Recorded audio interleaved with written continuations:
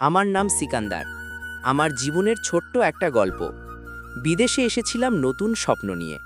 মনে ছিল আশা, ভালো কিছু করব, পরিবারকে খুশি করব। কিন্তু হঠাৎ একদিন শরীর ভেঙে পড়ল। অচেনা দেশ, অচেনা ভাষা।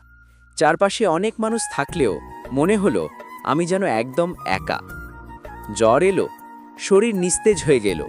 হাসপাতালের দরজা পর্যন্ত পৌঁছাতে গিয়েও বুকের ভেতর কাঁপন ধরল। কিভাবে বলবো আমার ব্যথার কথা? ভাষার অভাব, টাকার চিন্তা আর ভয় সব মিলিয়ে বুকটা ভারী হয়ে উঠল। রাতে ঘরে একা শুয়ে মনে পড়ল দেশের কথা। মায়ের হাতের ভাত, বাবার স্নেহমাখা ডাক, সব যেন দূরের স্বপ্ন। অসুস্থ শরীরের সাথে লড়াই করার চেয়ে একাকিত্বের কষ্টটাই ছিল বেশি। তবুও ভোর হলো। অচেনা এক প্রতিবেশী দরজায় কড়া নেড়ে খোঁজ নিলেন। সামান্য সাহায্যেই সাহস পেলাম। বুঝলাম, বিদেশে থাকলেও মানুষ মানুষের জন্য, এটাই আসল ভরসা।